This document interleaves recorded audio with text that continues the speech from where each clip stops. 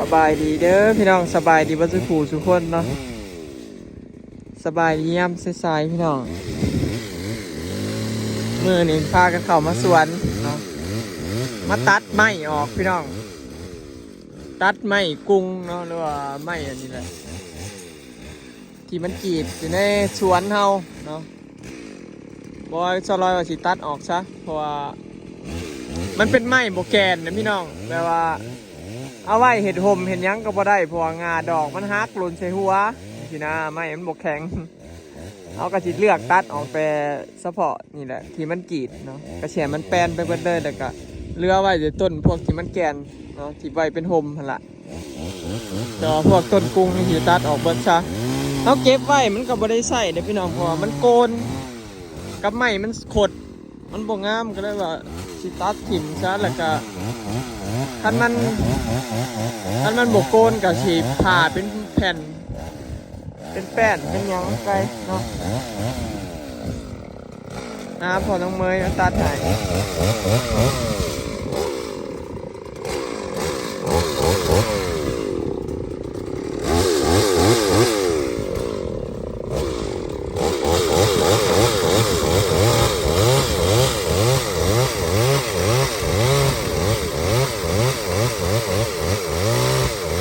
มันโกนอยู่กลางเนาะ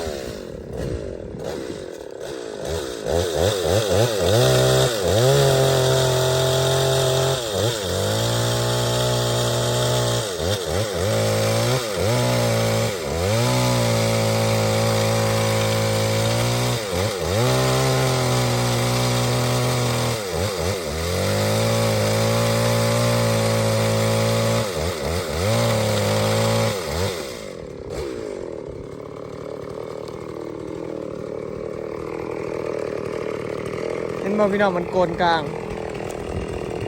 ไม่กุ้งสไลด์นะมันหมักโกนในกลางมันมีแต่โกนในกลางแล้วสไลด์มันจะเป็นไปใหญ่บ่ได้เนาะเวลาใหญ่สิขึ้นไปจริงแห้งน่ะเวลาสิเห็ดเฮือนเห็ดนั่นเห็ดนี่เห็ดเทียงนี่ก็เห็ดยากพี่น้องเสียหลายต้นพอมันโกนนี่แหละข้อเสียของต้นกุ้งคือมันหมักโกนมันกลางไม่มันบ่มีแก่น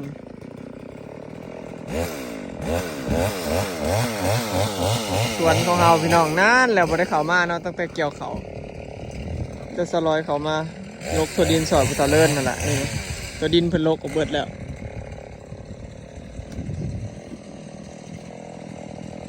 บอยว่าสิปลูกสิเฮ็ดเทียงพี่น้องเฮ็ดเทียงหน่อยเอาเฮ็ดเทียงหน่อยแค่นี้แหละไว้นางพักกินข้าวนางเล่นสินะเวลาเขามาสวนก็ได้นั่งเล่นพักกินข้าวเวลาปลูกนั่นปลูกนี่นะพี่น้องเวลาเห็นเวียกสิก็ต้องเมื่อบ้านออกมานั่งเล่นกินข้าวเที่ยง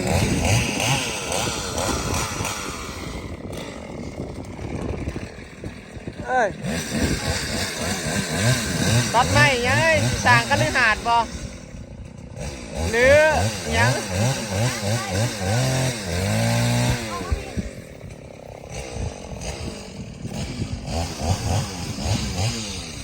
เข้าใกล้แล้วยันเสียงมันดังเอาไว้มันก็บ่ได้เป็นโฮมต้นกุ้งนะเอามันมีแต่10 คนมีแต่สีฮักใส่หัวก็เลยตัดเอาแต่ต้นกุ้งมาไว้ก็ต้นดูไปจอดต้นก็ได้จอดต้องโอ้มันใช้ที่จอดรถเซ็กกูเอารถหาปลูกต้นไม้ได้เด้ต้นม่วงแคนต้นว่าสิปลูกต้นไม้พุ่มทั้งหน้าบ้านพี่น้องแนะนำสลอยเนี่ยควรปลูกต้นอย่างดีต้นอันนะบอกเมนต้นเขาจะปลูกต้นลำช้างหมูบอกแนะนำสลอยเนี่ยปลูกต้นไม้หน้าบ้านเพื่อเป็นโรคเป็นห่มมานะแล้วก็บกีดบเกกะบต้นใหญ่พี่น้องเป็นห่มเป็นพนะคนมาเน้นต้นบ่ใหญ่แห้งเหรอเน้นเป็นเป็นยังนะ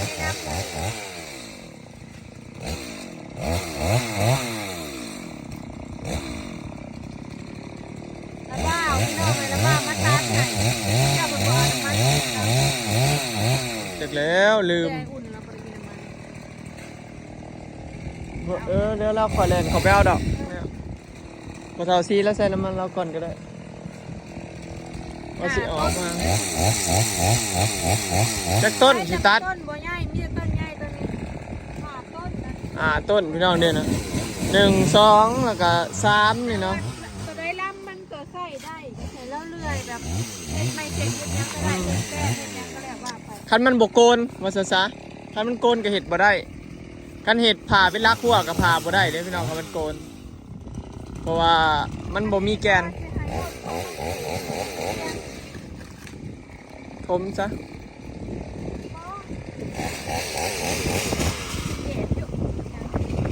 มัน ผมมันทำผมเลยผมหมดเนาะเฮ้ยจะมีเงินผมเลยแต่พอได้แบบ บ่ทมให้มันเพียงกันเนี่ยบ่ให้มันค่อยนี่นะทมแบบให้มันลาบเสมอกัน จะได้อยู่เนาะ เกรดไปบ่ลุกบ่ครับ ปูเลย เขาเกรด ผมมาทางกลางวันที่ผมหยิบไปเขาจับมาโจกถึงเนาะผมปลาไปให้มันแหง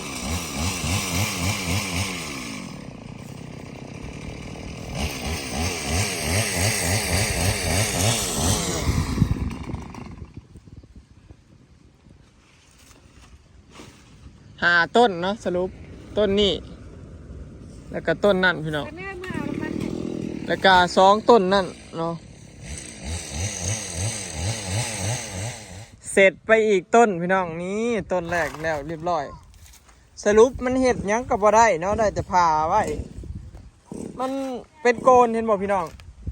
ไม่กุ้งนี่เสียอย่างเดียวนี่แหละมันเปลืองไหมไหม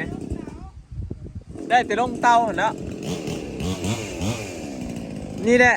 เฮาตัดอยู่หน้าเวลาเห็ดคอกหมูหรือว่าเห็ดนั่นเห็ดนี่นะตัดหลายต้นเติบแล้วพี่น้องเพราะว่ามันโกนก็เฮาก็เห็ดหยังบ่ได้เนาะบ้านนี้ก็ต้นที่2เนาะหาต้นแรกผ่านไปแล้วโอ้ได้ลงเตาหลายพื้นเติบได้นี่เนาะลองมือตัดถอนบ้านนี้ก็มาตัดกับต้นที่2พี่น้องอยู่นี่เนาะอันนี้เป็นต้นที่2พี่น้องต้นบ้ากใหญ่เลย ทางมันแฟนก็พี่น้องอยากปลูกพักปลูกหญ้า ปลูกต้นไม้ปลูกหยังก็ง่ายเนาะเพราะว่า โมเมนต์ว่าทางแล้วทางเลยดอกพี่น้องปลูกทดแทนอยู่ ตัวนี้มันงำมูลแล้วก็ปลูกหยังก็บ่ขึ้น แบบว่ามันสิเอารถใหญ่เอานั่นอันนี้มาจอดกับบ่กล้าจอดเด้อพี่น้องมันฮักทับ ขับรถไงเสียเงิน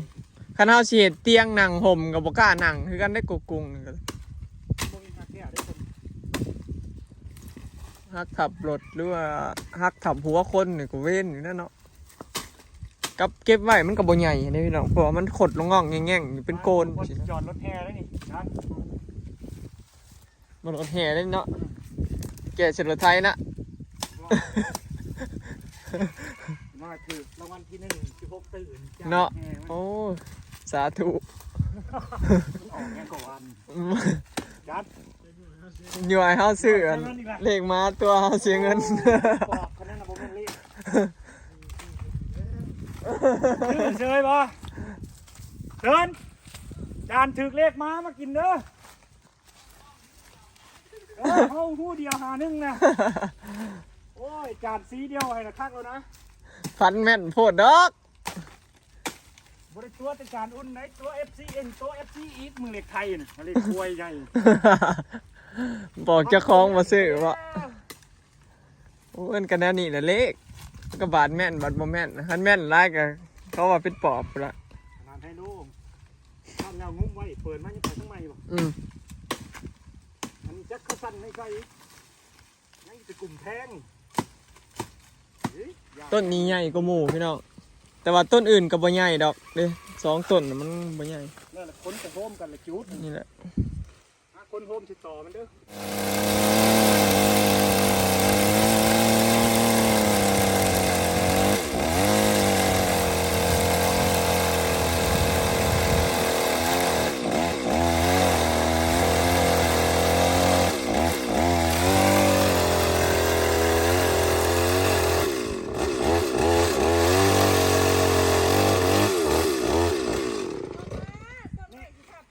บอกออกได้เงิน คือมีน้ำย่อยสอๆอยู่บ้าน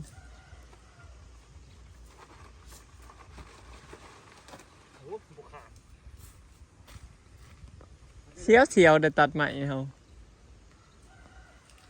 บอกเด้อเงินทับหัวเลยตัดต้นที่2ไปน้อง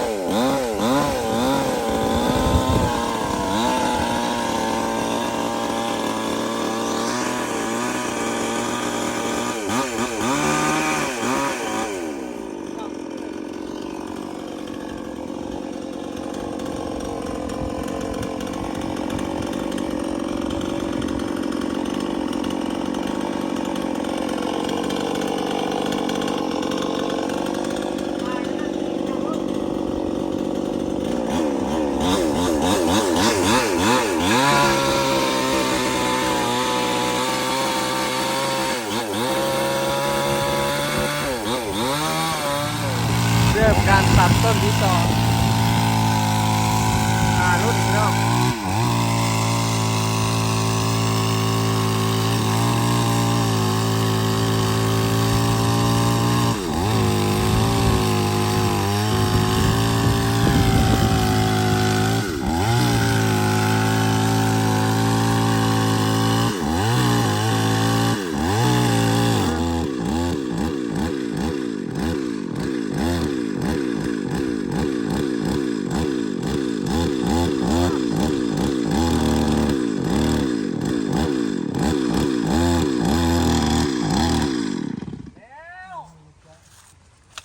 เกี่นี่เกี่เลื่อยสติงติดพี่น้อง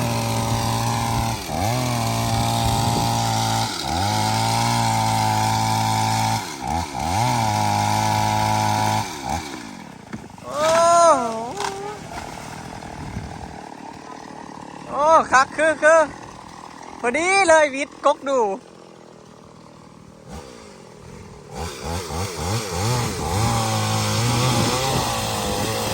ตัวนี้ก็โกนขับพยัง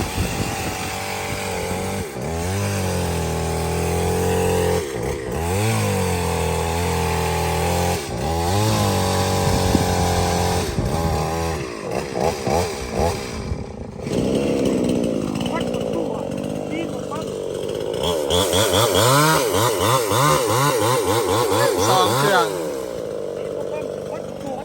บ่มีหนูบ่นะ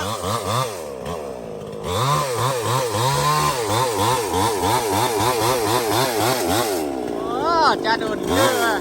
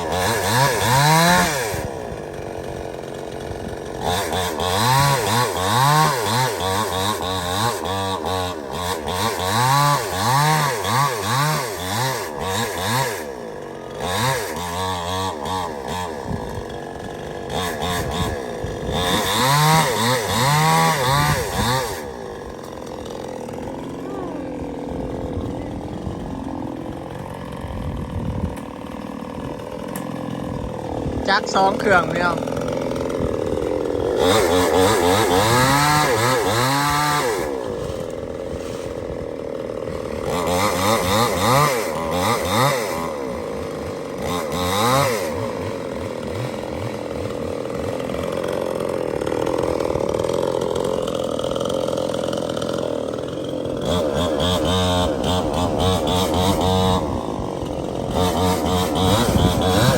ในนาสิตัดได้แต่2-3 ต้นนี่แหละพี่น้องนาสิได้แต่3 ต้นเพราะว่ามันใกล้ใช้ไฟมันล่มเนี่ยมันลงหมด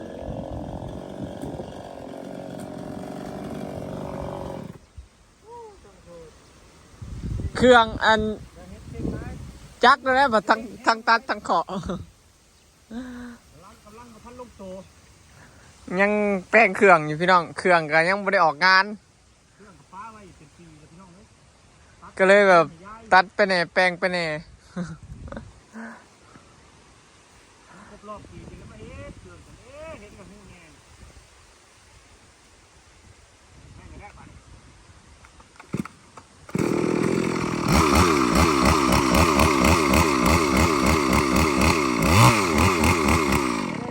ได้แล้วโอ้ได้แล้ว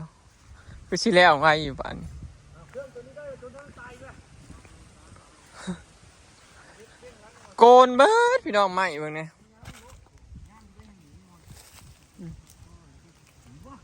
สรุปเห็นยังบ่ได้ซ้ำนี่เนาะ โอ้ยเห็ดได้แต่ทอ เห็นได้แต่ทอเอาไปเฮ็ดทอข้างหน้ารถขนาดนี้นี่แหละพี่น้องเนาะได้สิตัดให้มันแปลนเบิดนี่แหละเนาะแล้วจังสิหรือว่าอะไรเนาะถ้ามีเงินก็สิถมดินให้มันเพียงกันเบิดนี่พี่น้องหรือว่าบางเทื่อก็สิจ้างรถดุดเข้ามาดุดเถิกให้มันเพียงเนาะบ่ว่าสิบ่ได้ปลูกอย่างเงี้ยบ่ได้ปลูกกันพวกพืชผักแล้วบัดนี้สิบ่ไทยหรือปลูกสิปลูกแต่พวกต้นไม้กินหมากพี่น้องผลไม้อีหยังที่ต้นไม้ห่มแล้วก็ต้นไม้กินหมากนั่นแหละเนาะให้มันเป็นสวนเฮาออกมาเล่นมาชมนี่สินะพี่น้องแล้วก็สิปลูกเถียงในนี้แถวๆนี้แหละปลูกเถียงแบบเวลาออกมานั่งเล่นกินข้าวจังซี่หรือว่าออกมาฮดสวนเนาะได้ให้มันได้บรรยากาศแบบอ้อมรอบข้างนี่มีแต่ต้นไม้กินหมากนี่พี่น้องเอ้ยแบบบักไม้กินตามฤดูกาลเดี๋ยวสมมุติว่ายามนี้ออกมาก็มีต้นนี้ยามนี้ออกมาก็มีต้นกินนี่จังซี่นะเอาเนาะเพื่อเฒ่าซะเพื่ออายุเฒ่าแก่ไปเดี๋ยวบ่ยากปลูกตอนเฒ่าจังซี่นะเฮาเริ่มปลูกแต่เฮายังน้อยจังซี่เพื่อเฒ่าเฮาก็สบายเนาะพี่น้องเมื่อยตอนยังน้อยแต่ว่าเฒ่ามาเฮาก็สบายแบบอยากกินหยังก็แบบบ่ต้องซื้อนะพี่น้องมักใหม่เนาะให้มีครบอยู่ในสวนเฮาจังซี่เนาะนี่แหละเนาะคลิปนี้ก็สิขอเก็บภาพบรรยากาศด้วยสามีเด้อเนาะพี่น้องพอกันคลิปหน้าเนาะไปแล้วสบายดี